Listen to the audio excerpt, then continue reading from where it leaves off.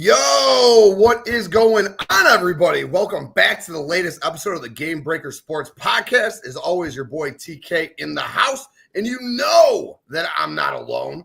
We got the three of us, the Chi-Town boys, back in the house tonight, and we got Mike Dog in the house. What is good, Mike Dog?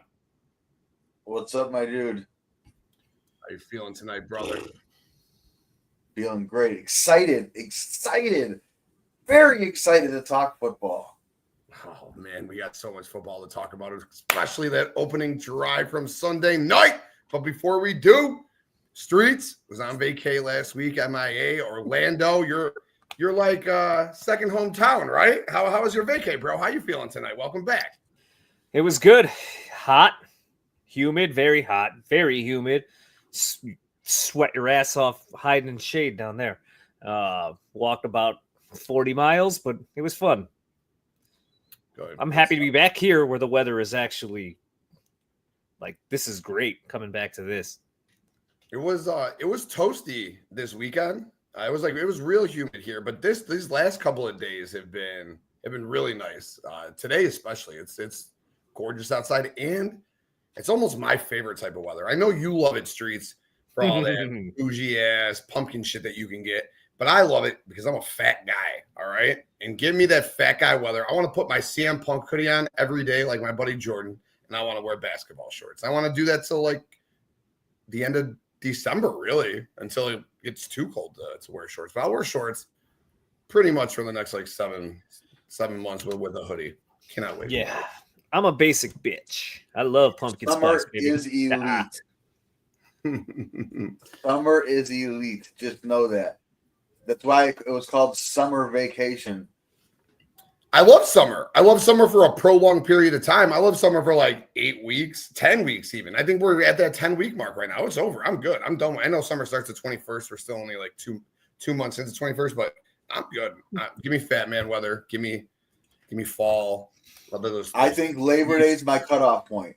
Every time when I get to Labor Day and it turns into September, because September is a fall month to me. But August is a summer month to me, and we still got a week strong left here. The first time I sweat my ass off out there, I'm usually ready. Switch to fall. Let's go. I'm ready now. My wife found me. I can't share pit. I'll have to post it or send it to you. But anyways, she found me from Bed Bath or whatever the hell that's. Is it Bed Bath and Beyond? No. What's the one with candles and Bed Bath and Beyond, right? Or no? Oh, it used to be in the mall, right? It's still in malls. Still super popular. I don't know. It's the one that has all the soaps and candles or whatever. But she came home with Bath and Body Works. There you go, Bath and Body Works. Right. Same thing. Tomato. Candles, nice soaps. Got a lot of nice stuff at that joint, dude. She came home with a football scent candle and soap. Can you explain what that smells like? It just smells like fall. It's kind of just a fall. It doesn't smell like a football. I think maybe like chicken wings going. Maybe you got that ambiance of beer in the room because there's 5 guys drinking beers, a couple cans on the coffee table, like chicken wings, beer, Ball sweat? a small tint of ganja, and like musk. Yeah. Right, a little bit of sweat in the air, a little chest bump, a little too. You got that's football. Right here, you got me moving right there, thinking about that, Mike. Maybe just come out with our own line with chicken wing flavor. That doesn't sound like a good idea. Fall. All right, there's always like a food stink. I think you order some pies, something. Sometimes you got Sunday dinner going, some pasta. You know, crock pot of chili, something. Oh. Chili and soup season is literally like it is one of my favorite food seasons for sure because I love chilies and soups, dude. I love them. I like to wait till October for that though. I needed to get a little chillier, maybe like 50 degrees in the air. I see what you did there. Oh, nice catch. I didn't even do it on purpose. Oh shit. But we appreciate all you guys tuning in as well already. We got the comments rolling. Justin, what is up, brother? Hope you're having a great night. Really appreciate you tuning in. Dylan, what is good, bro? It was great having you on the show last night. Graphic looks sexy as always again tonight. I appreciate everything you do for us. Brandon, what is up, brother? Thank you for tuning in. Hope you are having a good night as well. Dylan says, Streets, he hears you. It's hot as fuck down there in Louisiana. I'm sure he said it was real busy at work. I'm sure those balls were sticking to the leg all day today down there. God, I don't know how you live down there. Good Lord, Dylan. God bless you. I think he works in a warehouse too, man. He's fucking wee, man. It's hot and humid here.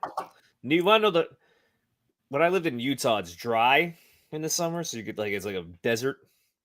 That heat is nothing once you adjust to that. Like that's where you want to live when you get older. Oh, the Mormon wives years for Street. That's going to be a fun chapter in the book. Well, we should probably do like a GBS after dark. And probably some of that probably has to go after dark. I think it all has to go after dark. I don't really know what it's on YouTube. Maybe not live, but yeah, maybe one day behind a paywall. The after dark stuff. That's the good stuff. If you really want to get to know us and enjoy us, the after hour stuff is the good stuff for sure. What's up, Bakley? Hope you're having a good night at your kids' practice, man. Basic is right, baby. Tomato, potato, refrigerator, it's all the same thing. Oh, warehouse with no AC. Whew. Man. But boys, we're talking fall. We're talking football scented candles. We're talking anything pigskin we can get nowadays. And we had fun last week. We did our Intercontinental Championship draft, and we've had a lot of fun doing the wrestling stuff. And I know that we'll get back to exotic drafts, but I got to think for the foreseeable future here that we're going to be pretty fucking football heavy going forward. Today, are you ready for some football? Oh God, it's a Monday night party. Yo, that was the best one, Streets. That was my favorite one.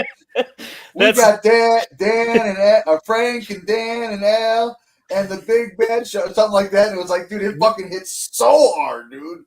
God, that Monday Night Football was that remix one that they have with Snoop Dogg and Stapleton now is pretty fucking money, though, dude. When I hear that, I get real hyped. You would. Yeah. I would. Yeah, that's right. Snoop and Stapleton. Fuck yeah, that really calls me. What's up, Double J? We should be getting Carrie on Sunday, and then are you ready for some football on Monday? That should be the opening on both. We should be that blessed, but no. Do you know what I just found? I just found a live stream from me and Tim from 11 years ago on sportsargument.com. It's 8 minutes and 28 seconds. I wouldn't tell people about that. I don't know. Who knows what we said. That might be after dark, you know? I mean, that might. Oh, man. Oh, God, dude. Yo, we were so happy. Dude, where did this come from? I didn't even know I had this. I was trying to switch my name to my other account off of Mike Lovendahl, and I was going to go comment and say the guy in the Bears hat's sexy. But I couldn't even. All of a sudden, I got to this page and I was like, "What the fuck?" Oh, that's so funny, dude. Yeah, we had some good stuff back in the day. My favorite, and we talked about it, I think 2 episodes ago when you guys went at it a little bit. I forget what you guys went at it about, but man, that Tiger Jack conversation was phenomenal. That was my favorite to this day podcast conversation. Anything that we did live. I remember where I was. I was at Joe's house in Lake in the Hills. Upstairs on a recliner, and you guys were just fucking going at it, and my God, it was awesome.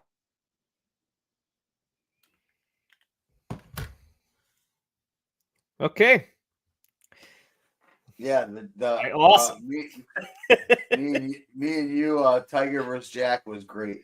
We went at it pretty good, Streets. Sometimes I could get the best out of you.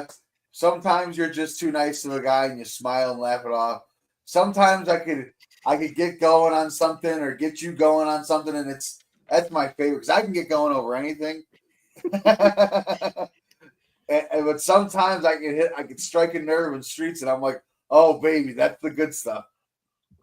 And then just know that I may call Streets an idiot a lot, but just know that I mean that. He is an idiot. No. I love these guys. I love arguing with them, and me and the Streets get after it pretty good. Tim, see, everyone knows this mild-mannered old Tim. Y'all, now that he can't defend himself right now, I'm gonna tell you about Tim. Tim's a guy. Tim used to go hard in the paint, and now Tim's just super nice. Everyone cheers everyone on. Big fan. He used to go super hard. Tim would threaten to fucking fight you. I know firsthand. And then he founded sportscuddles.com.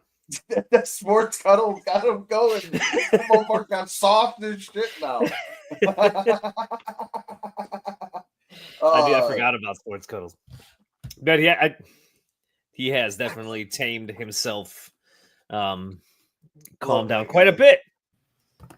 I could be just as angry and as big of an asshole as I can possibly be still. But y'all don't know about the real Tim. Sometimes you gotta calm down a little bit. It's probably better for your blood pressure. Probably. I was at the doctor yesterday. Pretty perfect blood draw or blood pressure. It was like 124 over 85. I felt pretty good about that as a fat man at 40. Not bad at all. Sports Cuddles is good though.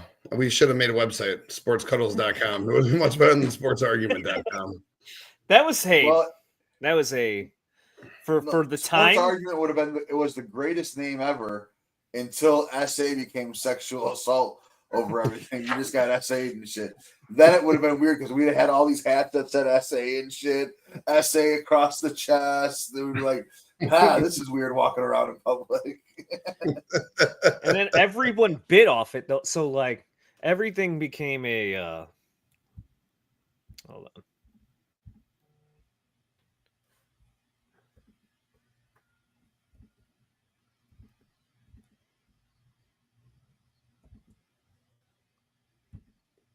Are you thinking of a word? Whoops. Hold on. Bump. I thought you were looking for like the Law and Order. No, I hit the wrong button. I thought I actually was gone. Was I here the whole time? You were here the whole time. I thought I exited out, so I was trying to figure out how to get back in. Mm-hmm. I was turning it was trying to update my computer real quick, so I had to stop it, and it closed out the window here. So I thought I fucked that all up. But anyways, yeah, everybody started doing sports debates then. Everything was hot take sport debate, show after show after show after show. But SA was the original. SA was the original that. It was the original, I'm not going to say BS people. No free plugs here. Before they blew up. It was the originator. But it's just we never got off the ground. But we had the idea first. We did. You know, that's got to count for something, right? Having the idea first has got to count for something, man. I mean, those are good days, dude. The chat, the locker rooms. Oh my God! Sports Argument in the house. We are hilarious, dude. Thank you. I'm a big fan of yours. You know, it's too bad it didn't work out, but I'm a fucking big fan of your Sports Argument. Love the name. It's a great name right there. Great name.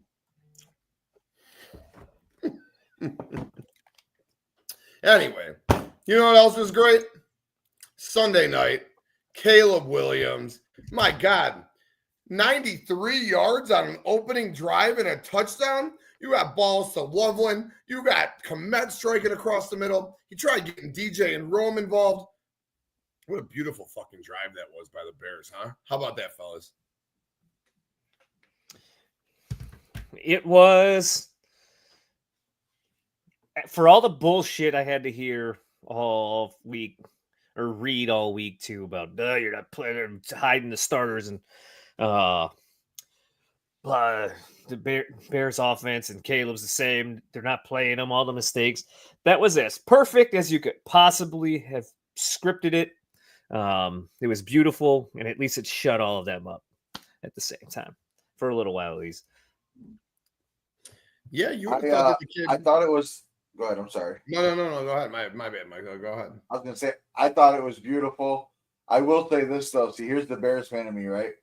I'm like, all right, Caleb's coming out. It's gonna be great. Then they have that fucking kickoff where he fumbles it and it goes down. He's at the 7. And I'm like, this is not what Caleb needed, was a start back at his 7. Immediately, I was like, what the fuck? That's, you know what I mean? I gotta break that stigma. I'm like a battered woman at this point where, like, you know, and something like that. I'm like, oh, man. Like, I mean, you know, that's just bad. It was bad vibes for me to start. But it got alleviated real fast with a 9-yard pass to Loveland. It's not just you. I felt the exact same thing, dude. I felt the exact same way. I saw the kick return. I said, what the fuck are we doing? This is how the season's going to start. This is how it's going to be. And then Caleb's probably going to get sacked, and we're going to go 3 and out. Hey, 93 yards. 93 fucking yards. People are like, it's a big deal, 93 yards. We don't do that, okay? Big deal? Yeah, it's a huge deal. I was getting, bro, you know, like, and it's been like a real long time, but you know, like when you meet a girl for the first time and you're trying to talk to her and like you get like those nerves inside and your heart's like just like moving a little bit. Yeah. That is how I felt watching that fucking drive. Like I was so happy, but I just couldn't breathe, dude. Like I was just, I have goosebumps in the head thinking about it right now. If we get that butterflies, dude. On a Sunday, a 90-yard touchdown drive. Oh my God. What's up, Eli? Hope you're having a good night, bro. Thanks for tuning in, dude. Our whole lives, if we fumbled the kickoff and we're at the 7, we're like, let's get 25 yards here and we have a good punter, we'll flip field position. Like that was our goal. Defense will come back out, they'll stop them. Yeah, let's get the D back out there, we'll make a play. A little bit, yeah. So long, Bakley. We've been deprived for so fucking long. Dude. It hurts. We've never got one in our lives. I mean, I was 6 months old, and that doesn't count. That 85 doesn't count. Not for us. Man, this will be the year. This will be the year that we get back to the playoffs, and this will be the year that we get back to the playoffs and sustain that type of talented team and get there every year. And I do believe that the Bears will be in the Super Bowl 3 years from now, if not sooner. And now I have movement. Let's go. It's getting real weird in here. Yo, and you know what else is exciting? Not only was that fun, Ben Johnson looks fun. You got Caleb out there having a good time. Luther Burden looks like a stud out there. But you got Bears Chiefs tomorrow night, and all the starters are playing again. Caleb Mahomes, Friday Night Football. Sign me the fuck up. Let's fucking go, baby. I'm excited for that. I'll be honest. You didn't mention, or did you mention when I was trying to figure this out? The elite play after Caleb of the first Bears quarterback to get an extension since 2014, Secret Bagent Man. Yes. No. I think he's got That's starter potential hilarious. all over him. In New Orleans. That is a very nice, not long-term, but short-term, locked up, quarterback-friendly deal for them to go tank with and, figure out their actual quarterback of the future. I mean, why not Tyson Bagent? I guess maybe. But and my favorite part of that preseason game before you move on, one last thing, is that when Ben Johnson was like, oh, yeah, I just dusted off an old playbook that I use every preseason. And they went down and scored 30 points like it was nothing on them. I think he said that because was it Amon-Ra? The Lions said they're running the same plays. Yeah. So, which makes sense, and he's probably not lying. I'm sure. Same dusty old plays. But I think you said it 2 weeks ago on here that he's not going to run the same plays in the preseason games that he's going to run during the regular season. These plays are just getting Caleb comfortable with the verbiage of the offense, the language, getting comfortable with his offensive line. You ain't going to see shit. They're not going to show you. They don't want nothing on tape heading into week 1 game against Minnesota. That's 100% certain. Preseason is fun. It's like, but you got to always hold yourself back and take everything with a grain of salt. That's not just Bears preseason. That's everything preseason. And that's the house Bears week 1. That's the entire fucking house. Listen, the Bears could be 1-16 this year. I wouldn't doubt it. I don't think we will be, but we could. But I guarantee you that one's going to be week 1. Dennis Allen's going to have the boys fucking hopped up, and we are going to come out week 1. J.J. McCarthy is average at best, even when he knew what the other team was doing. So the Bears on paper, I heard this is like, I don't know who does the rankings, probably Pro Football Focus, whatever. But on paper, the Bears at every single position outside of one are in the top 12 or better. That's every position group except quarterback, which Caleb was at 20. However, if you fucking looked at the way Caleb, I know it was preseason, but if you looked at the way that Caleb handled that offense on Sunday, if that's our weakest link, and again, I understand why they would think that's our weakest link. I think our running back room's our weakest link personally. However, our wide receiving group's nasty, our tight end group's nasty. I think the offensive line is so improved. On defense, all 3 levels are there. I think the Bears, I'm going to say it right now before we even get into our NFC preview, that record 11-6 we're looking at on the screen, Eli, that'll be for the Bears competing with the Lions to take the division. I think the Minnesota Vikings will be the worst team in the division. We'll talk about that here in a little bit. But, yeah, I think the Bears 11-6. I really do. I know the schedule's tough, but I'm going 11-6, 10-7 at worst. The Bears. A lot of talent, especially on the defensive side of the ball. I think that defense is so talented they could get Dennis Allen another head coaching job if the Bears go out, make the playoffs, win a game. I don't think so either. I think we're at a good thing. He's going to be here forever. I think he can be here forever. I think I hope you guys are right, but if he has 2 rock star seasons, top 5 defenses in the league back-to-back years, I can see him getting a job. Bears go to the conference championship game next year. Yeah, would it bother me? No. By the way, I want to be the team. I would love to be a team where they actually are taking our coordinators at some point. Like, why can't we be the team that loses the court? Because we suck. That's why we never get our coordinators taken. So if we do end up being that one day, hell yeah, that's good. That's a good thing. Take our coordinators. That means we're winning. I'm hoping that Dennis Allen is going to be like Spags and like he's past that. He's just going to be like the fucking guy here forever. If you're a defensive coordinator, then he gets 2 defensive. But wasn't Dennis Allen like all time bad?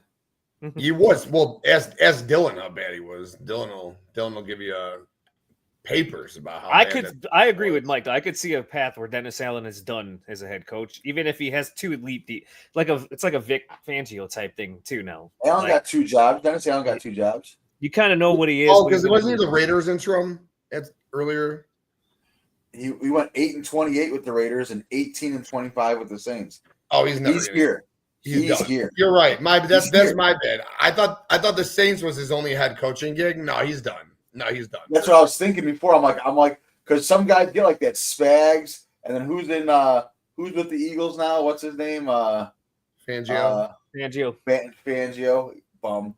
But no, he's there now. You know what I mean though? Because he's done. You're done with the head coaching. They tried it twice. It ain't working out. And if you're going to be a defensive coordinator, why would you not want to be part of the Monsters of Midway and have like a long career here and be that guy here? I would love if Ben and Allen together for a decade here would be great. I'm such a fucking meathead that I think that this defense is going to be top 5 already. I know that we're missing a pass rusher, but man, I think the way Dennis Allen is going to coach this defense up, there's so much talent, particularly in the secondary. I love the line depth too, man. I love the defensive line depth. When you're looking at Montez Sweat, you got Grady Jarrett on the inside. You got Gervon Dexter on the inside. You got Andrew Billings on the inside. You paid $18 million a season to come produce. I know he might be more in the run than pass rusher, but I'm sure that kid might get 6 sacks, 7 sacks. And we still got some money and draft capital to go and trade for another edge if need be. You mean like Mika? Sure. I'm there. Trey's there. You missed one guy too. I think he's going to be Austin Booker. Yeah. Austin Booker. Breakout player of the year on that defense. Bro, Austin Booker's the highest rated like defensive end through 2 preseason games so far. Like he's almost got like a flawless grade through 2 preseason games. So that's a nice shout out right there, man. And Dennis Allen out there coaching him up. So I think that works as well. Coach him up. The secondary is so fucking good. Although I am real good. Yeah, the linebackers are real good. We did just lose. We just lost Terrell Smith though for the year, right? That sucks. Yeah. That was a nice special teams and depth piece right there. So losing him sucks. How many of the people that are watching this, all 4.5, are Bears fans and are loving this right now? Yeah, none. Nobody. Hey, but when your buddy listens to it later, or Doc listens to it later, they'll really appreciate this Bears talk. All right.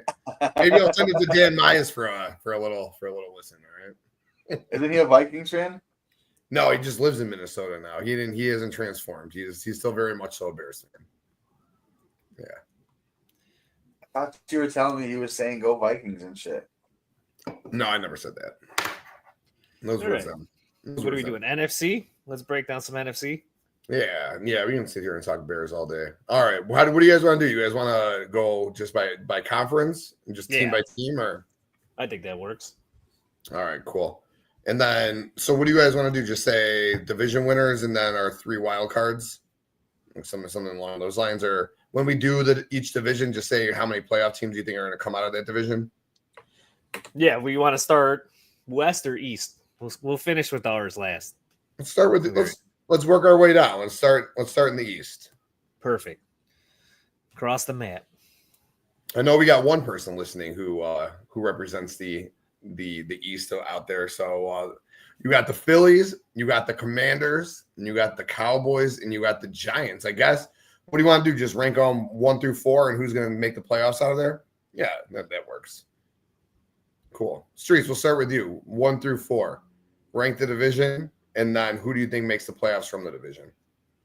I'm gonna put Philly 1. That's an obvious choice right there. So do I just be full petty right now here and stick to my bit and put the Cowboys 2 and the Commanders 3 in this division? I just want to do it, but I'm not going to do it. I'm not going to be a bitch to the Commanders here. Commanders 2, Cowboys 3. It's actually, I think it's going to be a lot like it was last year. However, I don't see 14 wins out of Philly, and the Commanders are not winning 12 games this year either. So I think you're going to see Dallas might win 9 games, Giants might win 5 games, and I think some of those will be divisional games too. So I think it'll be a lot closer in the same order, though. All right, so you had Dallas 2? No, I did Commanders 2. I said I'm not going to be that petty. All right. So you have Philly and Washington in the playoffs then? Nope, I just have Philly. Washington won't make it.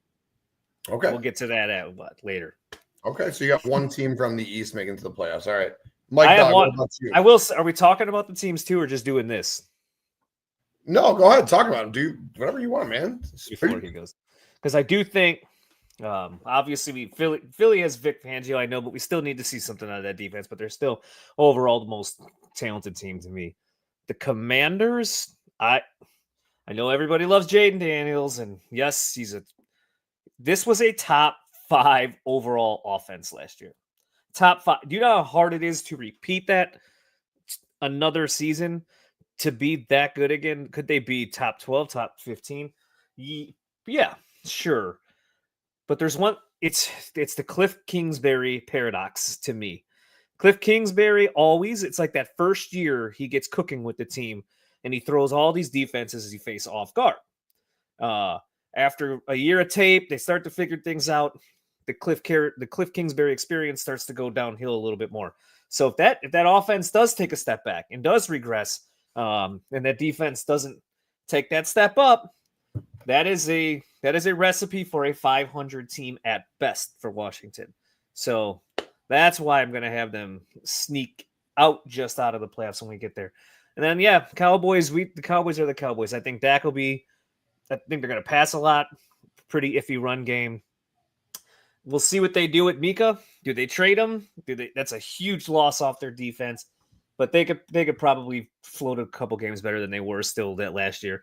And then I actually like the Giants defense this year as a sleeper defense. I think they're going to be pretty decent, and we'll see what the hell they get out of court. I hope Jackson Dart takes over at some point, and we'll see what we get out of there. But probably still going to finish last in that division. Yeah, I can see that. I can see a lot of what you said being true.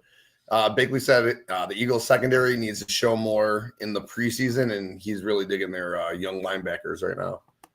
I like the Eagles. You still got Vic Fangio, though, so I know that it's a new group, some new units, some new faces, younger guys, but somehow you know how Vic is going to round them up by season end, and it'll be one of the better defensive units in all football.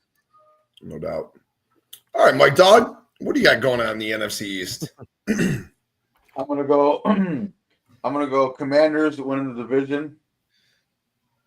I think Jaden Daniels is special. I think he's real special. I think he's the man. And I think the Commanders are going to win that division.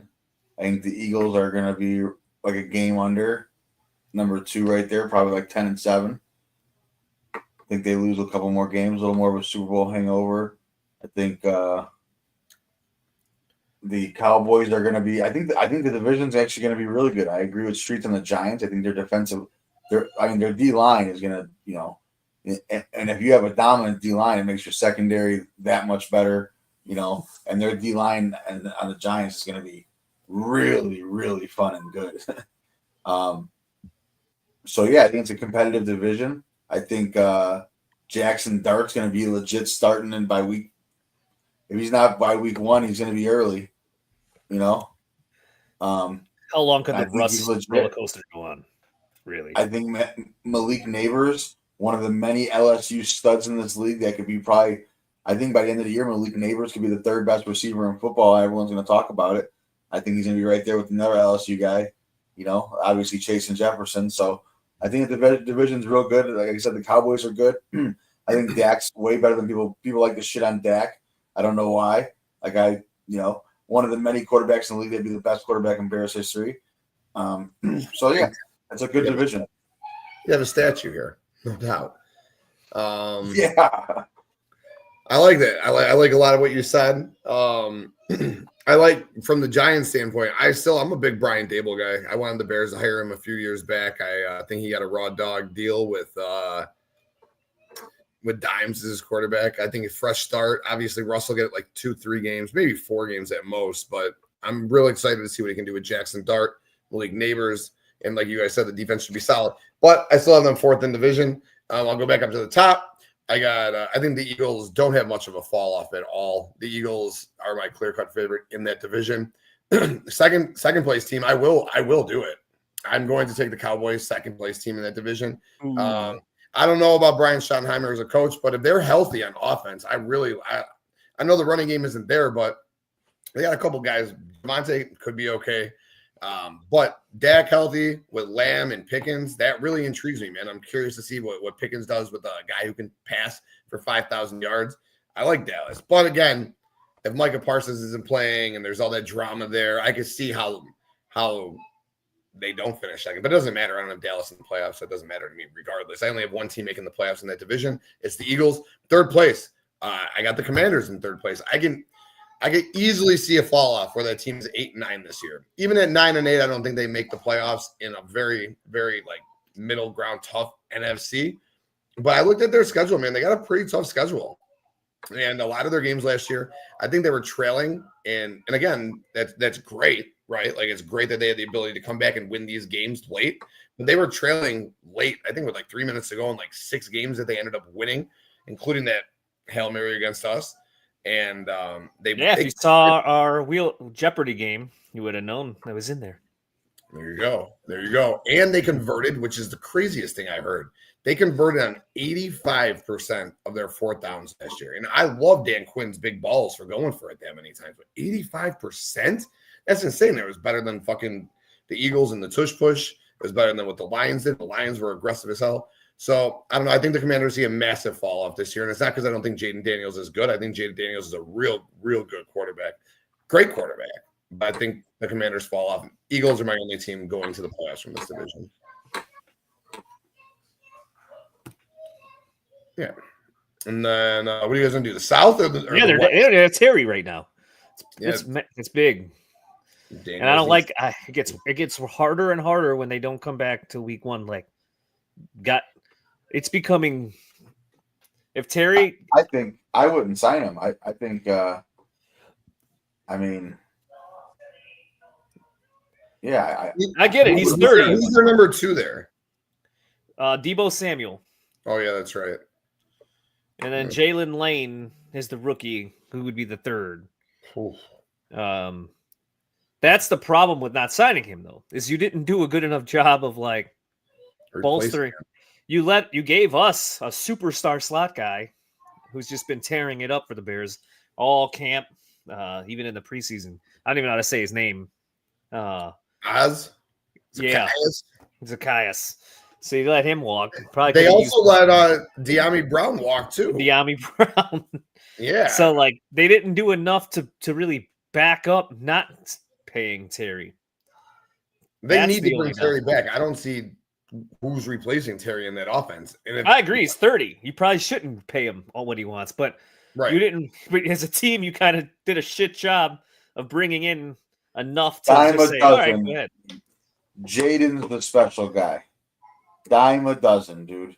Cliff's going to design some shit. Cliff's a great play caller, especially maybe he's learned the era of his ways because all last year it was, after week 5, after week 10, second half of the season. It was all that for Cliff Kingsbury. And now it's same thing we're going into year 2. So maybe he's learned the era of his ways. Maybe he's gotten better. It wasn't like he wasn't a crazy, insane young head coach in OC because he still is. What is he, probably 43? You know what I'm saying? Maybe he's getting better. Maybe he learned the era of his ways. Maybe he's never had a freak ass athlete like fucking Jaden Daniels. Did you see how he didn't throw a pass in the preseason game but ran in like a 30-yard, 24-yard touchdown or whatever? He's special, dude. I'm telling you, he's special. He's super special. He will have to elevate, though, and become. He'll have to become Lamar or Josh Allen, though. That's the thing. Like, it's just very hard to repeat. Like, statistically, Tim broke it down too. As crazy as it sounds, all the one-score games. There's so much flukiness to that offense too, as a whole under Jaden. That without the guy who was also helping the flukiness happen in Terry, which was a lot of it, it's just very hard to see that offense repeat or do it a different way. Maybe they can. I don't trust Cliff Kingsbury to do that. I think that the Cliff Kingsbury roller coaster will show its face this year. And I think we'll see if he can rebound from it. But I think we'll see a little bit of a fallback there. Yeah, it's not a knock on Jaden. No. I also want to see Jaden. It's just very hard to be as good as they were last year. Very hard. Like they were a top 5 overall offense in the NFL. That unit right now with Jalen Lane is your number 2 wide receiver. You got a 50-year-old Zach Ertz. Like there's no way they're a top 5 offense again in the NFL. So they're gonna have to do it different ways. Now, could Jaden just put them on their shoulders? Their defense only gives up 17, 13 points a week, and Jaden goes out there and puts him on his shoulder and scores, and they get to 21 and they win. Sure, that could happen. But being a top 5 offense again, no. If I had to bet, not happening again. Yeah. That's the freaking part. I'm there. No, I looked at their schedule. I can see them going 9-8. I mean, you may be sneaking in that 7 spot. I don't know. But yeah. I mean, maybe I'm just the hater of the year. Maybe that's what I am. That could be very well true. Well, look at CJ Stroud. Nasty, baby. I just have the mindset of CJ Stroud. Everyone looked at CJ Stroud last year going into their second season. They were comparing him to the big ones. They were comparing him to Mahomes, Allen, Lamar, Burrow. And it's like they're not even close to the same player. CJ Stroud had like Jaden Daniels was like, I ran a top 5 offense as a rookie. CJ Stroud had like You didn't see the C.J. Stroud hype going into last season. It's the exact same thing as Jaden. Oh, it's through the roof. He was top five. He was top five. No, he was top five quarterback in the NFL. People were saying they would start their team over fucking Justin Herbert. Maybe there was Lamar conversations. They were saying C.J. Stroud was the best quarterback in the. Like, I've heard these things, dude. Like, the media is in fucking insane, and they're saying the same thing about Jaden. I sent that picture the other day.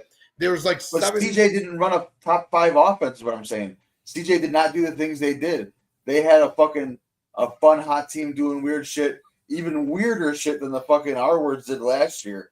That Texans team, and I don't think they went into fucking Detroit and won a monster playoff game and shit all over them either. I'm just saying, like. Well, I would also say the AFC is far tougher. I mean, fuck, like Stroud won a playoff game last year. I mean, I'm not sitting here dogging Stroud either. But everyone thought that Stroud was a top 5 quarterback going into year 2. Everyone's saying Jaden Daniels is a top 5 quarterback going into year 2. Do it again. There's probably not 5 or 6 quarterbacks you're taking over C.J. Stroud. He's probably 6. No, 7 maybe. Oh God, no, he's not in my top 12. I'll take 12 starting a team. Yeah, I'll take 12 quarterbacks over C.J. Stroud. Absolutely. Yeah, I don't agree with that. That's all. I'd have to go list them, but I'm not going to do that right now because it'll take me off my brain. Well, we'll see. We'll do our NFC draft this week, and we'll do our AFC draft next week. C.J. Stroud's in top 6 for me in the AFC. But I do know the hype. I know what Tim's talking about. It was through the roof. The helium and C.J. Stroud going into last season was insane. It was, look at him in the playoffs. He looked phenomenal. He could pick apart defenses. He doesn't throw the ball over. He's a tactician. Threw for 4,100 yards, 20 touchdowns, no picks. Like, this is the real deal. Kid. Do you remember when he big broed Caleb week 1? Yep. Who the fuck are you to big bro anyone, dude? You've been in the league for 1 year. Like, what the fuck? Come on. Like, I mean, maybe that, like, chat my ass a little bit too. But get the fuck out of here with that. And then Caleb played better than him last year. Caleb played better than Stroud last year. And people think Caleb's a piece of shit. So what the fuck does that make C.J. Stroud? That's my question. Well, I don't think he's a piece of shit, but people think Caleb's a piece of shit. That's all you hear. I mean, like, so it's not knocking any of these guys either. It's just it's a hard league. It's a humbling league. You can scream from a mountaintop 1 year that you're on top and you're the best that there is. The next year you're standing around going, "Whoa, what the fuck happened?" It is a tough league to play in. Oh yeah. All right. I think we hit on the East pretty good. Let's go to a pretty unexciting division. Let's go to the NFC South and talk about that. Mike Dog, rank your South squads, brother. You know who I really kind of like a lot this year? I think I like Tampa Bay. Why do I love the Baker?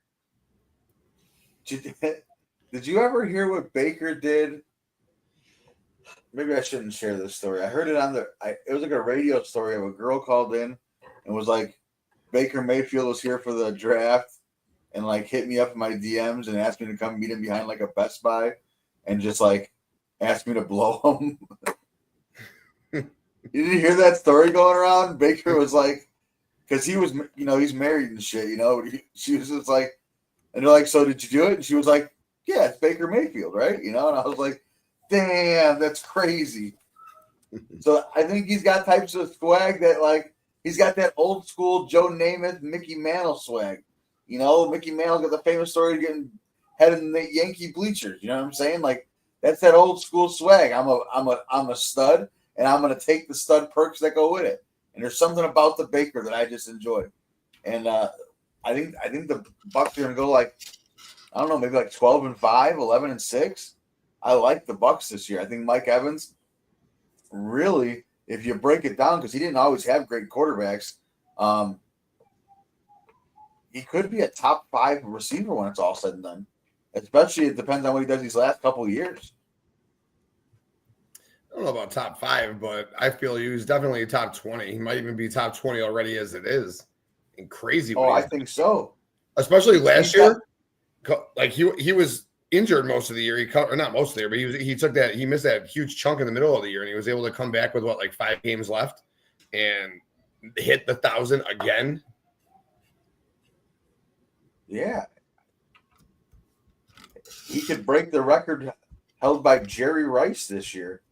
1, 2, 3, 4, 5. What was that? 1, 2, 3, 4, 5, 6, 7, 8, 9. 11 straight 1,000-yard seasons. Tied for the longest in NFL history. He could break that this year. And he had some trash quarterbacks, dude.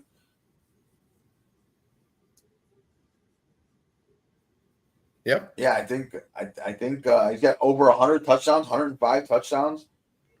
800 catches, 12,000 yards in his career. Those are pretty good numbers, dude. But anyways, getting a little sidetracked. I do like the Bucs this year. I actually think the Falcons could be good. I think Michael Penis Jr. could be fucking great. I think he could be pretty good too. I could see them being like 10-7. I think Bryce Young, Carolina's getting better. They might get all the way up to like 6 wins. I think the Saints are the worst team in football. I think they're trying to be the worst team in football.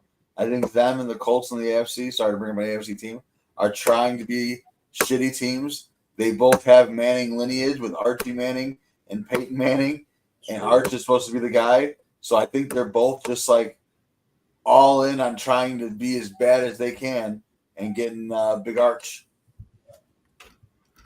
Yeah, I'm with you. I got the exact same order. I think it's a very uneventful division this year. I think the Buccaneers, that offense, even with Godwin out, and even if I think McMillan's done for the year now, but the offense is still going to be a lot of fun.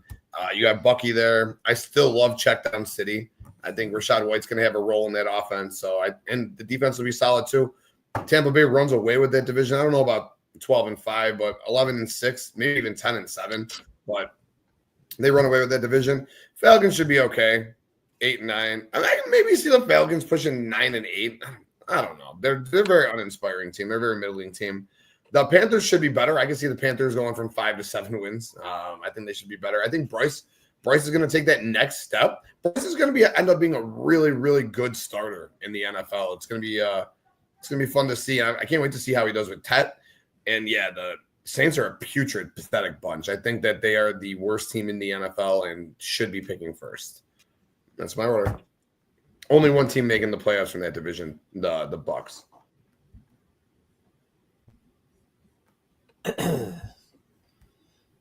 All right.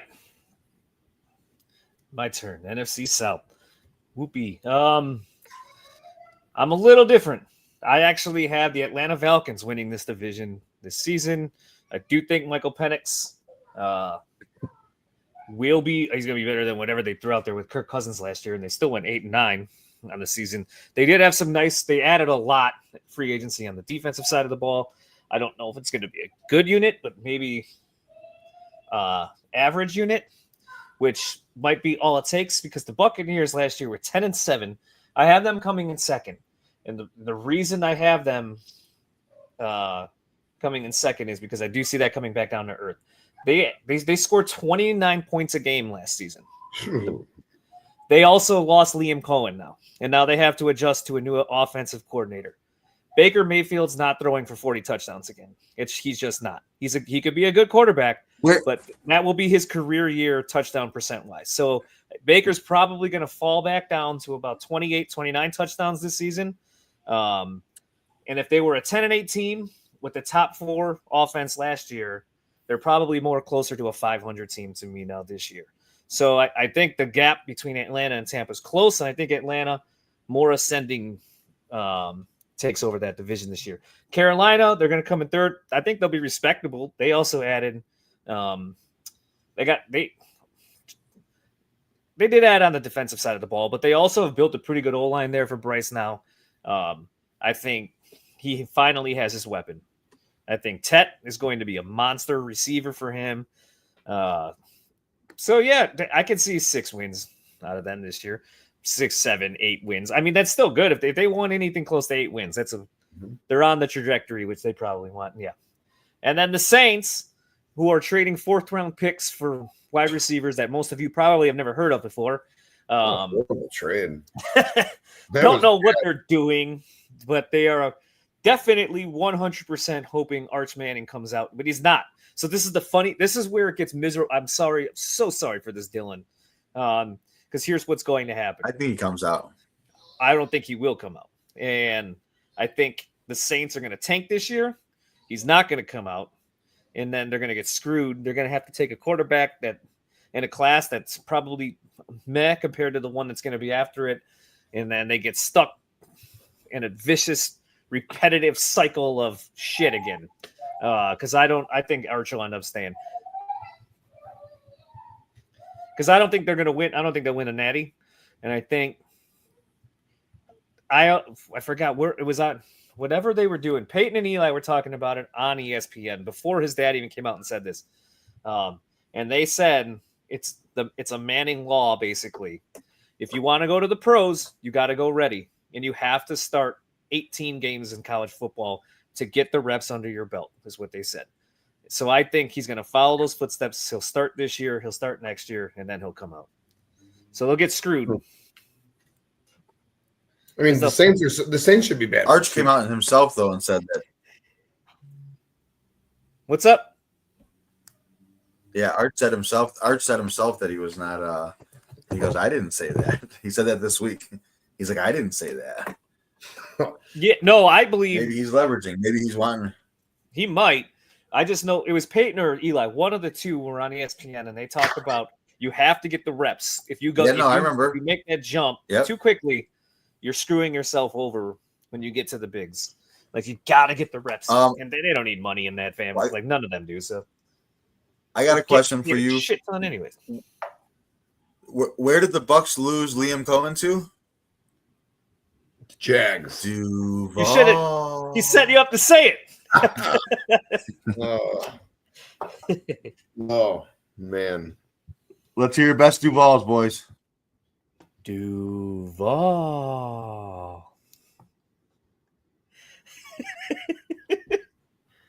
You can't beat that. I'd be like Duval. I'd be like way too into it. I think I'm not. You just got to be awkward and. Well, if you're doing Liam Cohen, like movements and such. Yeah. That's the NFC South though. So I mean, I guess Streets. You have a different winner. And then do you have the Bucks making the playoffs, or do only the Falcons come out? I'm torn on this. I might have two. We'll see. In this one, I might. Okay. All right. We'll come back to that then. Ooh, damn. So I got to start off on the tough one. This division's real good, man. The NFC West is real intriguing to me, dude. So last year you had the Rams won the division at 10-7. You had the Seahawks at 10-7. Cardinals were real respectable at 8-9. And then the 49ers were the fucking bottom feeders in the division at 6-11. But I mean, that can't be a thing again, right? No, it's a phony 6-11. Yeah. Oh, this is tough. Well, man, I wish one of you guys were going first in this one, but it's my turn. I'll have to go first. I will. The division winner is easy to me. I'm looking at the Rams. I can see the Rams going 12-5 this year, 11-6. Again, this division is really good, but I think as long as Stafford's healthy, this is the Rams division. Devontae Adams should be a fucking star there with Stafford. Him and Puka playing off each other. I'm looking forward to seeing that. That defense, young, ferocious, real good defense, great head coach. And Streets, as we talked about many a time, if that game wasn't in snow, I know weather, it's part of the game, or if they played 4.5 quarters, sorry, Bakley, the Rams win that game and likely go to the Super Bowl and then maybe win the Super Bowl. Like who knows? And I think that's how good the Rams were last year. Just that they couldn't get their feet under them in the snow. Digress. I think it's the Rams division this year. Maybe one last hurrah for Stafford there. And this is where it gets tough. I'm going to take the 49ers to finish second in the division. I think they'll be improved. They'll be healthy. I don't know who Purdy's throwing the ball to, which is ultimately going to be a problem. I do like Sky Moore. I do like Juwan Jennings. I think Juwan Jennings is a pretty underrated receiver. I think he'll be a nice. Yeah, maybe. Ayuk should come back, week 6 or week 7, maybe. You got Kittle there, obviously, who's a fucking horse. And you got CMC there. So the offense comes off of Purdy's shoulders and goes back onto George CMC. Kittle. Yeah, George Kittle's a fucking monster, dude. Like Monster, San Francisco's good. San Francisco could win this division. I'm gonna have multiple teams coming out of this division in the playoffs. But Rams won. San Francisco much improved. The San Francisco that we're used to, maybe not that good that we were used to, but they'll be a good, respectable team again, competitive every week. They were competitive pretty much every week last year. Anyway, but San Francisco 2. I like the Cardinals, man. I like what the Cardinals have done. I really do. Murr is doing a great job as the head coach of that team. He's doing real good. Jonathan Gannon, he's doing a real good job down there.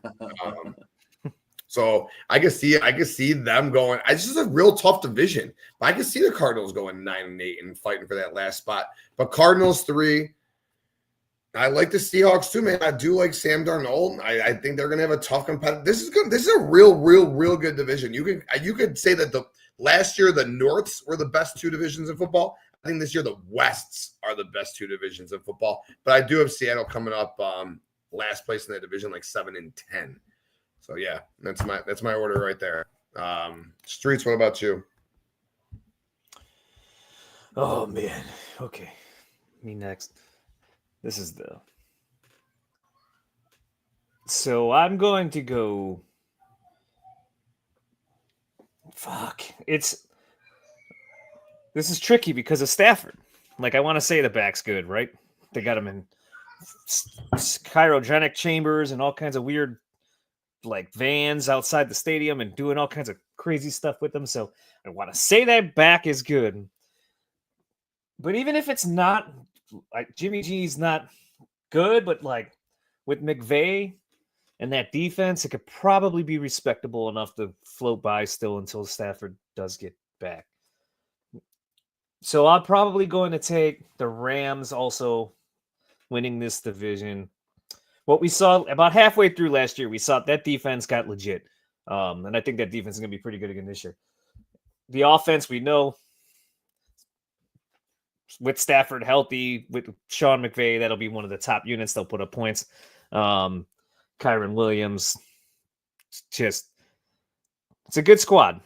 It's a lot relying on Matthew Stafford's back, which is no pun intended there. Like, literally his back is where this is all kind of riding on. But for the sake of this, we're going to say them 1. I do agree with Tim on this one, too. San Francisco probably is going to come in second on this. Everything just fell apart. Everything fell apart for them last year. CMC with the Achilles and the calf thing early on, and then Brandon Ayuk holding out, misses all of camp, comes back. He gets hurt. And I know right now all their wide receivers are banged up yet again, but I think Ricky Pearsall is actually going to be pretty good for them. CMC looks healthy. They got Kittle. That defense should be improved. I think they're going to come in second this year. We'll see the bounce back. I love Shanny as a head coach too, so I think that's what they do. Then I have Arizona. Also, man, I'm copying them on everything here. I have Arizona coming in third. I think that's close to a 500 team again. They need to open up. I think they'll be better defensively, but I need to see them open up more offensively. They're a very boring offensive team. And this is no knock on Trey McBride was great last year, but from all volume only. They had Marvin Harrison Jr. running track. That's it. He was running go routes. Then I don't know what they were. They got to get more creative with him, and they gotta. It was almost, Bears fans know this well now. It was like the Shane Waldron route tree that they had wide receivers running out there. So I need to see a little bit more out of that offense. And then Seattle, I think Seattle is actually, I don't think Sam Darnold starts the entire season for them. I think at some point they're going to be just below 500. They're going to realize they're out of the playoffs. And then Sam Darnold, who's not playing like he was last year, is going to get benched. Maybe this is week 8. And I think Jalen Milroe takes over, and that's it. And then c'est la vie. Jalen Milroe is now the quarterback for the Seattle Seahawks. Sam Darnold's a backup again next year somewhere else. Damn. Wow. Damn, dude. Wow. So you have to say, who did you end up taking to win the division? My bad, I missed that. I took the Rams. A lot weighing on the back of Stafford, but I still took the Rams there. Okay.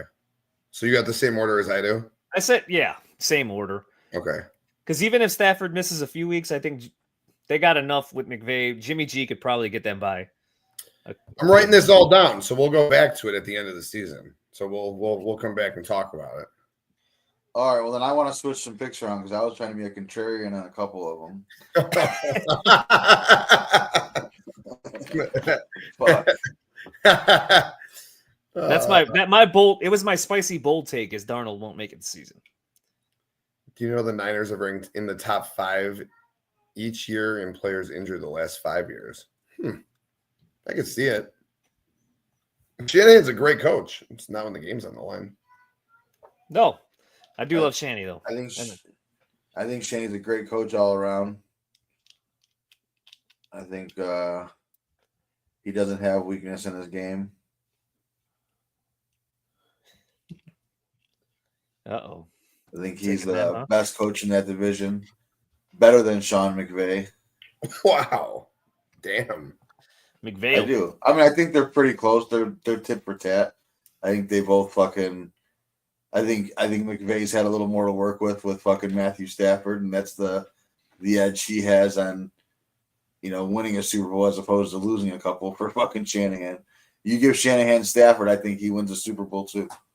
You don't think so? Potentially? You think Stafford airmails fucking Emmanuel Sanders against the Chiefs? I don't know. I've watched Shanahan blow. I've watched him blow a couple of games. I don't know when it matters. I don't know. I'm not saying it's all on him, but Jimmy G blew the throw. Emmanuel Sanders had him like 4 yards down the middle. Jimmy G'd it, and Matt Stafford doesn't miss that throw. Shanny queued it up. You know what I mean? He got the third wide receiver, Emmanuel Sanders, that year. Just saying. I think Shanny's the man. I think he gets a bad rap. I think this is the same conversation we had 15 years ago about Andy Reid. And sometimes you realize you just need a quarterback, and then you can become an all-time legend. Because this is the same thing said about Andy Reid. I've seen can't win the big one, comes up a little bit late, you know what I mean? Offensive minded, needs a little different, yada, yada, yada. And then you get a quarterback, and, now Andy Reid's, what is he, top 3 coach all time? Top 4? People are like, Big Red, he's lovable. He's in the commercials. Just saying. I'm going to take the Niners to win the division. Only because the Stafford back thing in preseason is just like, how does this happen? Talk about the preseason. You know what I mean? It's August. Like, that's got to be scary to anybody. And I do think McVay could coach up Jimmy G, but I think Niners have a little more favorable schedule. I don't think it's a bad schedule, and I think they're going to go like 11-6, and I think the Rams are going to be right behind them because I think Jimmy G, McVay can get Jimmy G to 10-7 too, or 11-6 right there with them. I agree with that, but the Stafford thing scares me. It really does. I mean, he got beat up a lot in Detroit. I watched it firsthand. Tim knows. Tim's a Lions fan. He's seen it. Stafford's still your favorite player? He won that game, man. Monday Night Football, him and Megatron, they put up so many points, dude. They beat the Bears' ass, and I knew they were going to beat the Bears' ass, dude. We lost by a touchdown. That was scrap-worthy that night. So, like, if you ever want to scrap, then that was the night that we were going to scrap. I mean, technically, I guess you owe me one. You said you always would. Shut the Yeah, so I got the Niners, the Rams, and then give me the fighting Darnolds in Seattle. I like Mike McDonald over there. I think the defense is buzzing. I think Darnold to Geno, not much of a variance. Let me say this: it's Jackson not Smith and the Jigba. I think you're right. I don't disagree with you. But I think that if they're both, I think if he's 2-3 games under 500 or like a game under or whatever it is, and they're 3 games back from the top 2 teams, I think that they just it's only a 1-year deal for Sam Darnold. And if he's playing like an average QB, like a Geno Smith, that's why I think Jalen Monroe will take over then. They're not a playoff team. Darnold's gone next year. They're not paying him again. I think they make the move to Jalen Milroe then, and they just see what they could get out of him for the rest of the season. But it's not a knock on. I don't think Darnold is going to be like this shit quarterback. That's all. Go ahead. Sorry. No, you're good. You're good. I talk over everybody all the time, so this is I deserve this one. I felt like I was shitting on Darnold a lot there, but I didn't want to. And then Kyler, I don't hate Kyler either. Kyler's fun. He's fun if you got him on fantasy. You know, you got him running the late game or something like that, playing the 3:15 game out in the West, NFC game out there, and you're watching him get you fucking 20 points in the fourth quarter for fantasy football, running around. It'd be like Kyler scrambles for 40 yards. Kyler throws a bomb to Marvin Harrison Jr. 60 yards. The Cardinals have put up 21 points in the fourth quarter and lost 41-28. You know, they need a new offensive coordinator badly. I don't know what. So, I do love. One of my favorite things about NFL season is the new Kyler memes. How they'll put out like all the quarterbacks and they'll have little baby Kyler right there, or they'll put him like on a step stool or something. I do love the Kyler memes. I do. I love them. They're great. Or they'll have just his forehead because he's too short to be in the picture. You know. Oh man, I love those. Great. Good stuff. Yeah, I think. I mean, we'll figure it out. You know, by the end of next week. But I think so far, this is the best division we've talked about so far. But with that being said, we're transitioning to the NFC North, which is also fucking an insane division, dude. You had 3 teams who made the playoffs last year. And quite frankly, I think the Bears are better than 2 of them right now, as is. You got the Lions, you got the Packers, you got the Vikings, and you got the Bears. Streets, it's back to you, bro. You're up. Who you got, man? I'm glad we did this one last. Fuck, I don't want to sound so homerish here. Jesus, I'm going to sound like. Nuts hang. Let your nuts hang. Don't be a bitch. Let's go. You have no marbles. Bears. So every single year in the NFL, right? There's a worst to first team. There just is. There's a team that dog shit the year before. Bears were 5-12, and then the next year they come out and they win their division, maybe even a playoff game. And that's this season, Chicago Bears. So yes, I'm taking that. That's a fucking homerish here, but it's whatever. Bears are winning it.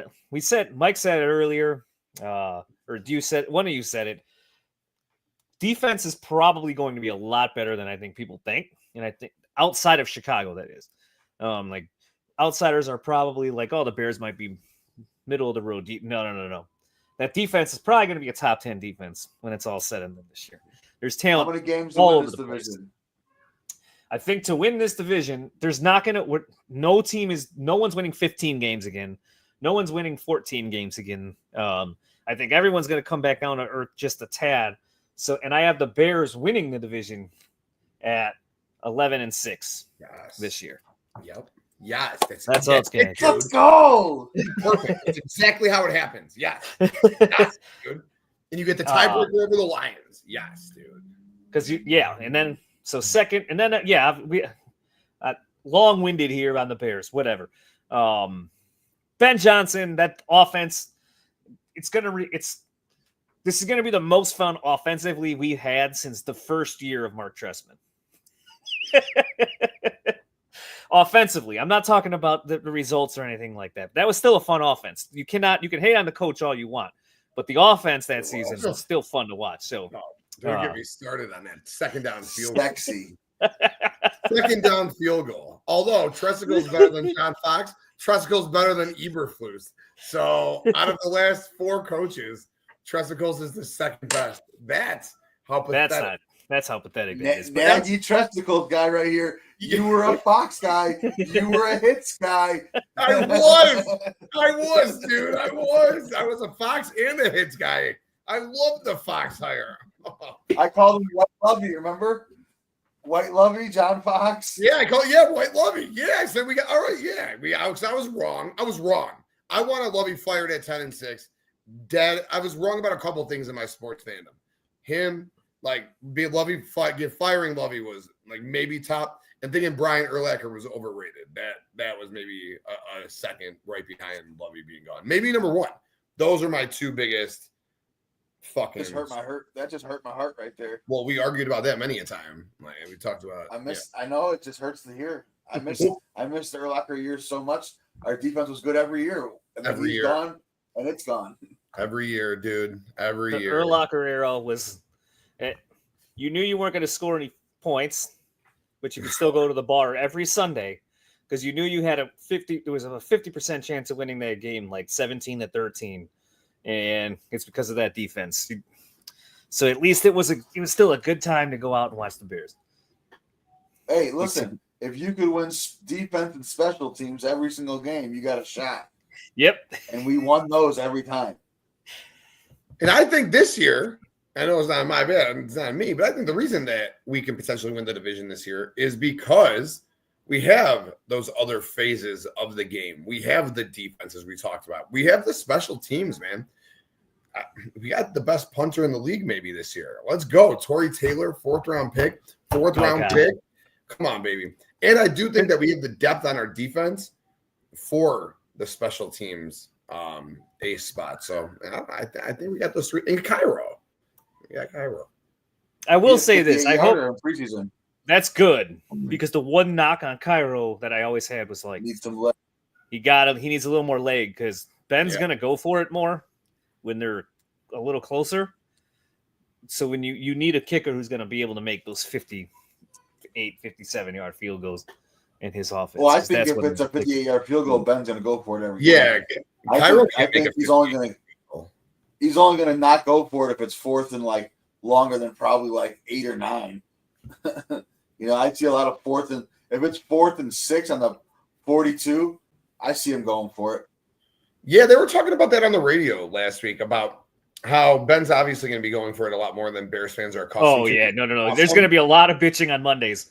A lot of bitching on Mondays that they didn't take the 3. But he's saying they were saying that Ben's going to put us in favorable positions on 4th down like we were not used to in the past. Before we couldn't go on for on 4th down because how many situations was it? 4th and 7, 4th and 8. This time Ben's going to have us at 4th and 3, 4th and 4, which is far better. Correct. And he's also I don't even want to get into the analytical stuff right now about the whole go for it and 7 points compared to 3 points and the whole other aspect that Ben's going to bring to that. I'll just keep. Let me just say about you. I just want to say this one thing about you saying that there's going to be a lot of bitching on Monday. It was week 1. I just want to throw this out there. We were so hyped about Ben Johnson and Caleb. It was week 1 of the preseason this year, and Ben Johnson said we had a good scrimmage throughout the year versus the week to the Dolphins. We're not going to play our starters. And we started bitching. Not me, but some of y'all started bitching. It was week 1 of the preseason. We got the guy. He wanted us. We got the guy. First decision that was questionable. Come on. I mean, who is this guy? Who are you going to say? Oh, no, it's Eberflus again. He's not starting them. You got to get the reps in. This guy doesn't know about getting reps. Week 1 of the preseason, bro. I'm actually looking forward to the complaining, because if he is aggressive, I don't give a shit if he's aggressive on 4th down. He should be. But if regardless of that or not, they'll find something to call in on Monday and bitch about because the radio will find something to bitch about too on Monday. That's just the never-ending nature of the idiots of this fan base. And then I have the Packers in second. I hate saying this, but I do have the Packers finished second in this division. I think the Lions have to rearrange things a little bit. Lost both coordinators. I love Dan Quinn, but I think the Lions will be right there with the Packers. It's not like they're going to fall off, but I think both of them more 10-7 teams this year. That's what I have both of them coming in. And then to finish this up quickly, the one team that just screams regression and it's coming probably hard as the Vikings to me. So, wow. So Bears, Packers, Lions. All right. How many of those teams do you have making the playoffs?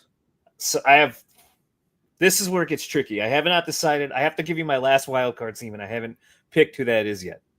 Okay. So I have, because right now I have 6 wild card teams. So when we get to that point, I will tell you all 7. So who do you have? So you have the Eagles, you have the Falcons, you have the Rams, 49ers, Bears, and Packers? Yeah, right now I do. Okay. Yep.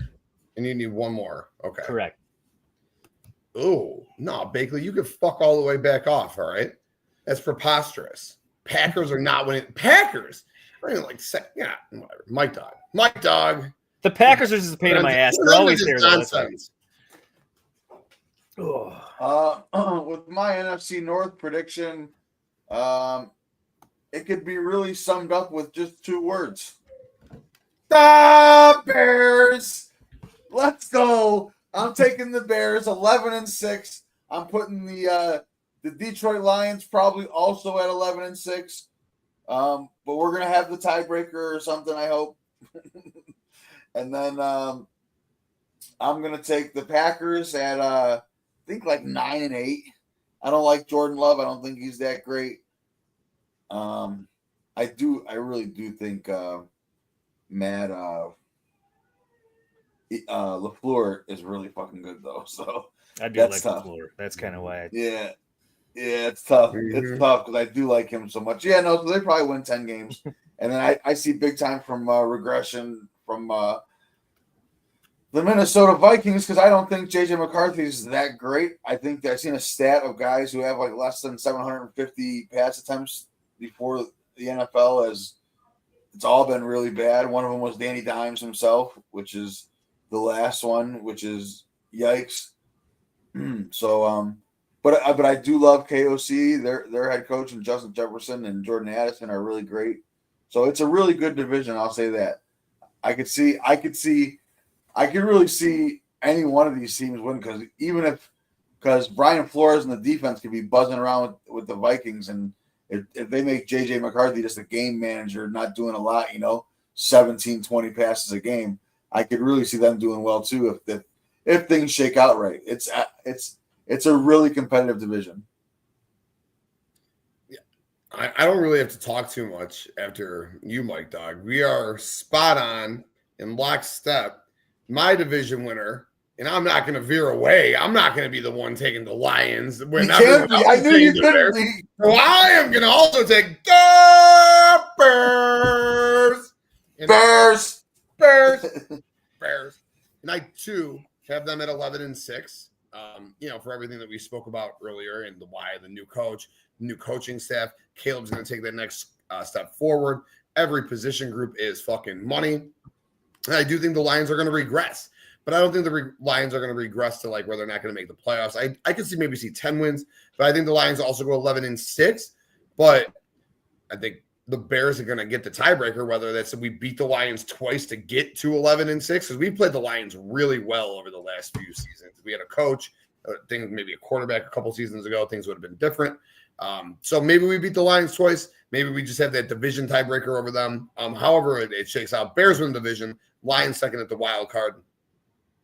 But again, great division. And the coaching in this division is fucking just insane. LaFleur is great. KOC is phenomenal. For everything you guys said about the Vikings with Brian Flores on the defensive side of the ball, the way he gets at the quarterback, all the skill players with JJ and Addison and Hawk, Aaron Jones, Jordan Mason surrounding a rookie quarterback. And what better situation could you put a rookie quarterback in than with KOC and all of those skill players that we just said? They have a real good line, too. They spent on that line this offseason. I'm hard-pressed to say the Vikings are going to suck. I mean, I could see maybe 8 wins just because of the division stuff. But, man, I can also see, like, the Vikings at 9-8 and up at the bottom, like just missing the playoffs. Packers get to 10 wins. But, again, that's hard to do in a division at 4 teams over 500. That's real hard to do. So maybe Vikings sit like 7-10, 8-9 just because someone has got to be in that spot. So that's good. Vikings. Packers are 10-7 because I do think Jordan Love's a competent NFL quarterback, and Matt LaFleur is really fucking good at what he does. And I do think the Packers slide in as well. I think 3 teams from the NFC North make the playoffs, and I got the Bears in the division, the Lions as a wild card, and the Packers as a wild card.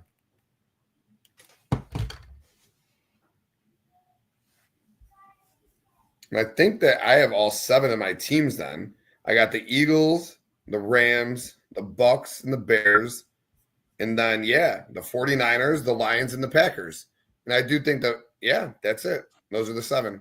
And I think the Packers and the Vikings, as well as the Cardinals and the Falcons, will be flirting with that last wild card spot. So those are my 7 playoff teams.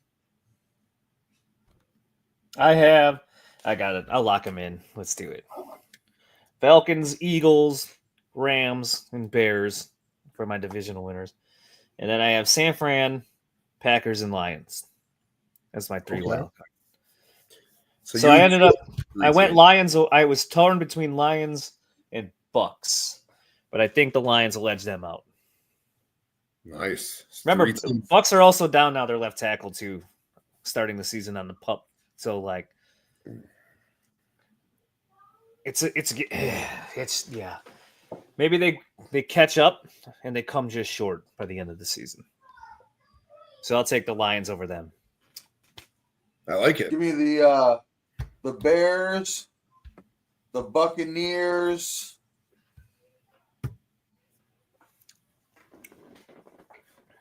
the R words, and the Niners. And for my wild cards, give me the Rams, Lions, and Eagles. Okay. Rams, Lions, Eagles. You have one more. No, that's it. Never mind. Good stuff. Nice. Cool. Well, it was a nice NFC preview. I like the diversity in our picks. The NFC North stacked. Do you guys want to draft NFC quarterbacks really quick? This should be an interesting quick topic. Yeah, we got to rush though. Yeah, I'm fine. Whatever you want to do. I could go quick. I could do it really quick if you want to do it quick. This one will be quick for sure because we don't have to deep dive too much into that. I'll just tell you a name. I'm not even going to say why. Yeah, so we'll draft just NFC quarterbacks. We'll do our 4 horsemen of NFC quarterback draft, and all time or this year. That's what I was going to say. It should be just to win a game this year, right? Yeah. Okay. Yeah. So we'll do. You gonna do a horse race real quick? Yep, it's coming right now. All time. I think we need to be here for a little while longer because fast. Okay. Okay. Share screen. Okay. Hold on 1 second.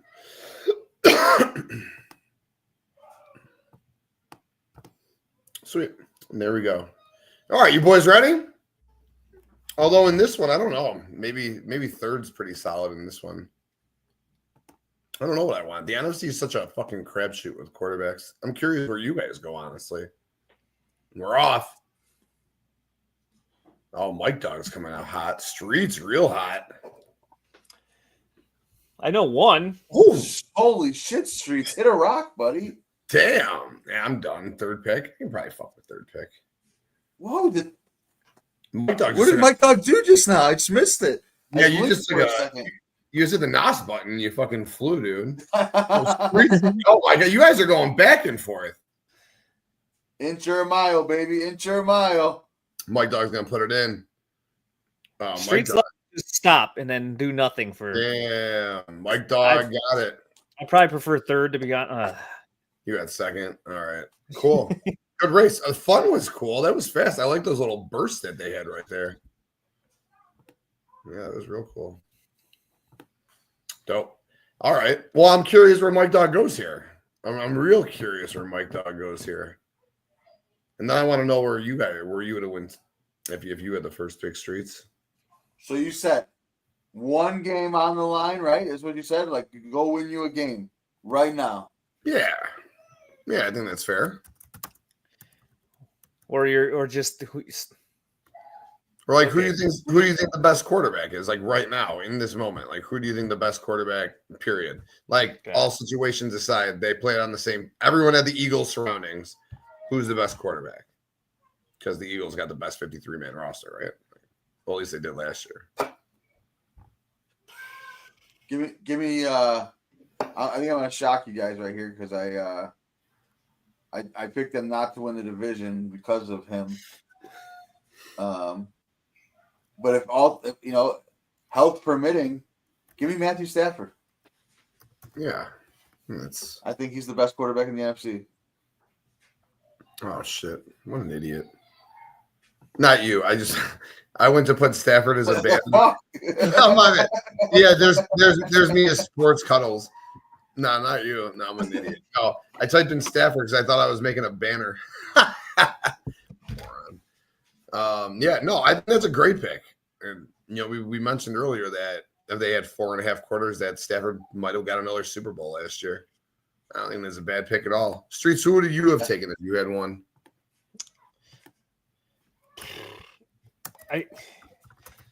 I was torn between. So when it's tough because like Mike kind of said it. If you need to win one game, Stafford seems like an easy pick. Stafford probably wins the Super Bowl also if he was the Eagles quarterback last year. Like a lot of this stuff is true.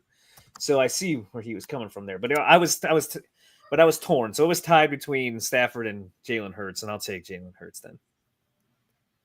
That's a good pick. I think I would have. Man, I might be higher on Hurts than most, but I think I would have taken Hurts first. Not any disrespect to Stafford. Stafford's that guy, but I love the tush push option. If you got that fire offensive line, I think Hurts is just such a fucking monster with his body style and type. But I also would take Hurts because what I saw him do in that loss to the Chiefs in that first Super Bowl was nothing less than impressive, man. That kid played his ass off in that game. And he played great in this past Super Bowl, too. So I watched him playing 2 Super Bowls, and he was lights out. So I probably would have went Hurts myself. But who has the best 53-man roster, you said? The Eagles. Oh, well, I'm just saying that I get it. If Joe Burrow was on that team, Joe Burrow would have won a Super Bowl. If Stafford was on the team, he probably would have won a Super Bowl. I get it. But I think the tush push and how they run that offense I think Hurts is perfect for it. And I think the knock on him is he's not a great passer. I think in both of those Super Bowls, I think the first Super Bowl is what impressed me the most. The one he lost, like you said. That's where I was like, okay, that I'll give you some credit there, buddy. That was pretty good. Last year, yeah, he drove the ship for the most loaded cargo on planet Earth. Right. And he had Saquon right behind him fucking pulling the load. Yeah, I'd take Stafford 11 out of 10 times. That's fair. I get it. I like. If you got a good team, Stafford gets you over the hill. Yeah, if you got a shit team, Hurts is going to carry you because you got the best roster. I think he's a good quarterback. I do. I have no problem with him going 2. I probably wouldn't have had him even going 2. I probably had him 3. Who I was between at 1 was not Stafford and Hurts. Go ahead, Tim. Pick so we can hear who he has. Yeah, I think it's tough. I think this is where it gets tough because there's just a lot. There's just a lot of guys in that same kind of spot, and I'm not going to take Jaden. I don't give a fuck, dude. I'm not taking the guy. He played great last year, but I'm not taking him. I'm not doing it. I spoke on that earlier. I'll let one of you guys take him. I'm torn between. I'm torn between a few guys. I'm going to take Baker Mayfield. I'm going to take Baker Mayfield. I think Baker is just fucking playing great football. He's finally got to let his talents loose. I'm gonna take Baker for sure. And then this is where I get torn between a few players, but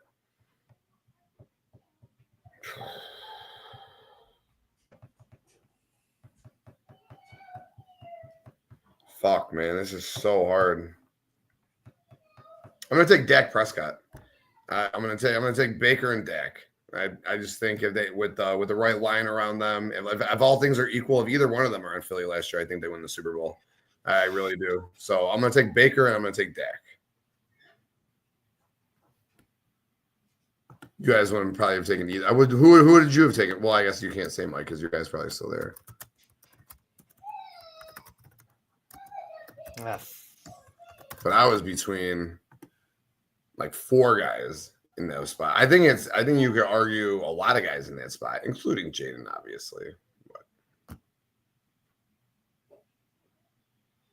Damn it. I'll take Jaden. Fuck me. Damn it. God damn it.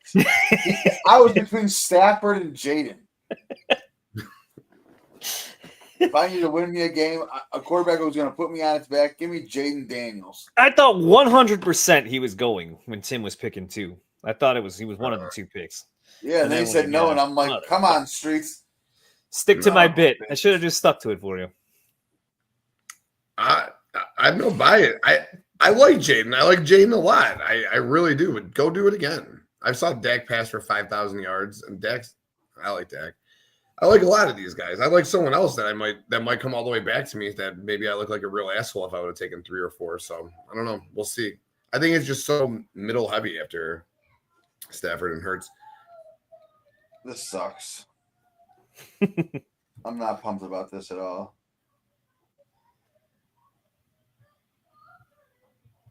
I'm not pumped about this at all right now. I think there's 2 guys that I would take like pretty easily right here. There probably is, but I also fear a couple of these guys that should be taking a. Well, what do you guys think about the Baker and Dak picks? And then comment on those. I know you're waiting for the Jaden talk, but no good. No, I'd probably take them over the rest of these guys on the board. So I would take them both over the rest of the guys left. So you think they would be in the top 5? I think they're more capable of doing a little more hero type stuff than some of these other guys. They're such good passers, both of them. I know how Dak gives games away and shit, and that he doesn't have that clutch gene that we talk about all the time. Baker's the man, dude. I think Baker. Mike said everything you needed to hear earlier, man. Baker's the fucking man, dude. I love Baker.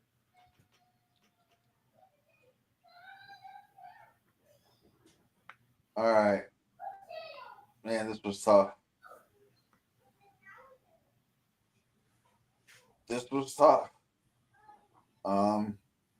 But I don't feel bad about it. I'm not going to apologize for it. God, pull the trigger, Mike. Just do it. Or don't. Fuck it. I'm going to do it. Give me Jared Goff and Caleb Williams. Wow. Nice. I don't hate Goff, it. No, Goff had to go. He had to go in this range. Goff was the next pick for me pretty easily. But the problem with Goff is I watched Ben Johnson cook up an awesome game plan in that game, and Jared Goff fucking throw it away. So is it more Goff, Ben? That's why I think I had Baker and Dak still ahead of him. But he was coming up next on this. Well, I actually have someone in front of Goff, but I would have taken Goff with this person at this pick. So I hope you don't take this person. But I love the Caleb pick. I mean, we saw everything we needed to see on Sunday night, right? I mean, like, it's over. It's fun, dude. It's go. Caleb's a Hall of Famer. He's thrown for 4,500 yards this year. It's it, man. It's it. Stafford had Koopa, Puck, Kyron, a good line, and a good defense. I know. And Stafford had a real good situation when he won the Super Bowl, too. Oh, you're talking about just this year? Yeah, those guys are a little older, but I feel you. Yeah, good value. I will. All right. Talk about the offensive linemen. Give me.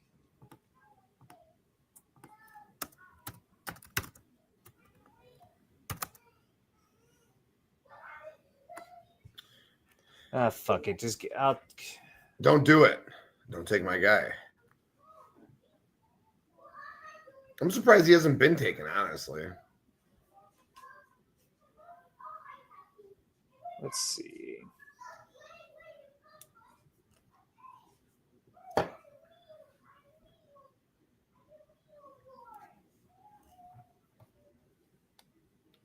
Boom, boom.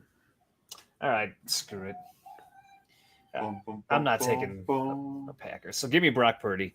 Ah, fuck, dude. Yeah, I was gonna take Goff and Purdy, but I wanted to be bold and take Caleb, and that's why I said fuck it. I was trying to see how long I could go till I could get. You might have got Caleb at 12, honestly. You might probably not, because I think I could have. I would have probably went now. No, I would have taken Caleb here. The rest of these quarterbacks are real sad sacks of shit, dude. There's no way I wasn't taking Caleb. No, but it definitely to me, Purdy was 6, Goff was 7. That's how I would have done it for sure. Yeah, so I think we're pretty accurate with how we rate these guys.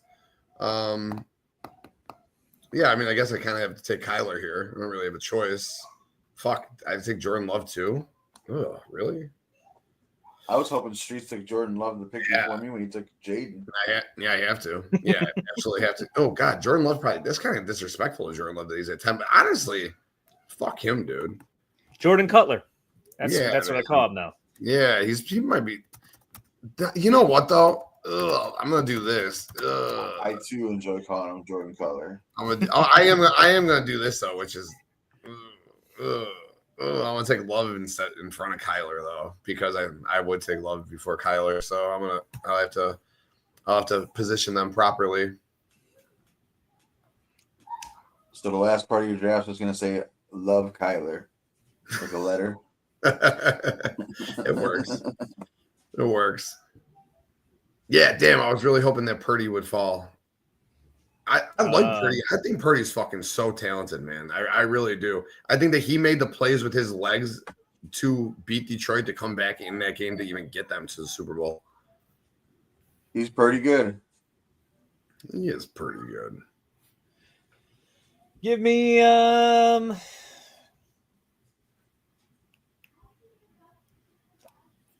take Bryce Young. Wow. I mean, I'm not hating. I think it's a good pick. But isn't it crazy, like, how fucking far he came from? I mean, far, 16th to 11th. But, like, he came a long way from last year. Good for him, dude. Well, we're running out of teams, too. I don't know if it's that much of a good thing for him, but we're still. Well, yeah, he did climb up a little. Yeah, I guess there really isn't many quarterbacks to take. Yeah, there's really not. I'm curious who I think the obvious choice at 12 is, but we'll see. Yeah, I think Bryce was probably the obvious choice at 11. I don't know if there's an obvious choice to me. Well, actually, maybe not. I mean, let's look at the options. You got Russ, Jackson Dart, J.J. McCarthy, Michael Penix, and Sam Darnold. To me, it was Penix, but I can see Darnold maybe. That's where I was leaning. I thought when you said obvious, it might have been Darnold. Do you gamble the 3 games of Penix? I know, right? It's probably Darnold. Yeah, damn, Bryce is an easy. I don't know. Penix might be better. And it was a small sample. You're gambling. Give me Kellen Moore coming out of retirement and being the Saints quarterback, like Burt Reynolds in The Longest Yard. Yeah, baby, come on. All right, I got you, Kellen Moore. I'm gonna take. Give me Michael Penis Jr. At least for the namesake, Penis. Yeah, that. Have some fun with that. Yeah. If the Bears would have taken that stupid haul that everyone was talking about, it still would have been hilarious to hear all the bad drunk accents call the radio and say penis over and over. That haul, that would have been insanely horrible. No, I agree. But you don't remember the haul? Everybody was ringing that bell. Oh, yeah. The haul. Get the haul. Trade Caleb. Get 17 first-round picks back. I didn't write this draft down. This is the first draft I didn't write down. I'm going to write it down right now. It was solid. It was real good. We can't play the game because I can't figure out I forgot the password to get into it. It's been 2 weeks. So you need a password on the site to log back in to do it. So I'm going to have to redo the whole thing now. So next week I'll have it ready. Well, as expected, this went long anyway. I mean, there's a lot of football to talk. Man, so much football to talk. This was fun, though. Previewing the NFC was fun. This draft was fun. The AFC draft is going to be a lot of fun. I mean, if we did an overall NFL, how many of these guys would have actually made it on there compared to the AFC? 3 of them, maybe Stafford and Hurts, maybe Baker. Maybe Baker slides in at 12. Yeah, I don't know. It's tough. Yeah, fun draft, though. Peanuts. It says peanuts. It says penis. Ha ha ha ha. Oh shit. I did that wrong. My bad. I typed it wrong. Oops. No, I'm just kidding. Cool. That's all I got though for tonight, guys. This was a lot of fun. So who do you guys got? All right, before we go, who do you guys got winning the NFC?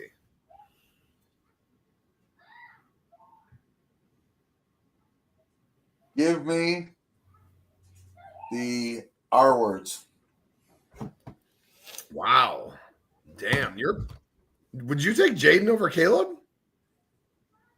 No. Okay.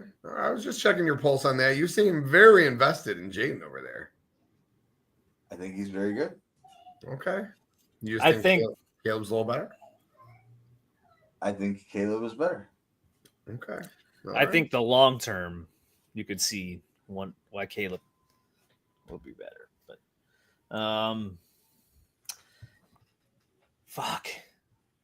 I can't pick one of the two. It's either going to be the NFC Championship game is going to be the Chicago Bears versus one of, I'm not sure, it's going to be either San Fran or the Rams. I got to see how good that Stafford back is right now, but I do think San Fran rebounds quite a bit too. So who's going to win the NFC though, it's going to be San Fran or LA. I can't pick between which one of those two, but I think that's my pick. Well, that's what we're here to do, Mike. We're here. I know. I'm giving you. I'm doing such a bullshit cop out with two teams. Because if I knew, maybe I'll just say San Fran then for now because Stafford's back. But I do think it's one of those two. Man, it's tough. I love the Eagles, dude. I think the Eagles are still so fucking good, dude. They are. It's just hard to repeat. That's It just is. like one little lapse in the. Man, I do like Sirianni too. But again, we talked about, I'm going to go just thinking Stafford's healthy and they're going to figure out a way to not have to go to Philadelphia and play in the cold. Maybe they beat them when they go there during the regular season when it's still kind of warm. They get the tiebreaker. They get the advantage. Give me the Rams. I think the Rams are going to go to the Super Bowl this year. I think they're going to lose in the Super Bowl. I'll talk about that next week. But I think the Rams get to the Super Bowl. But if they get there, I don't know that they're going to lose because Stafford is fucking that guy. That's why I get why Mike took him first. So, but they got to get there first. And he's a little older this year, but man, with Devontae, Puka, Kyron, that line, that defensive line, Sean McVay. Yeah, I like Terrence Ferguson. They got a good young tight end also that I think will shock some people. Not as good as Colston, but I think Terrence Ferguson's pretty damn good. He'll be a fun weapon for McVay. Yeah, I think the easy answer for me is Philadelphia, but we're a little different there. But all right. I just tried to do something. It's just hard to repeat. So I'd say like pick someone else. So, and I was like, who the fuck could it else is there to pick? So then I was like, it's got to be the NFC West team. I want to say, I'm not going to go super homer and say the Bears. No, geez, no. No, I think the fact that we all got them winning the division's huge, but that's about if we win the division, we play the Packers in the first round, and then we can't breathe for fucking I can see it 4 versus 7. Oh man. No, that's not how it works. It's 2 versus 7. We're not gonna be the 2 seed. We're all good. All right. Okay. You guys got anything else? Nope. Okay. Mike Dog. Are we going to do like next week? Are we going to do like MVP?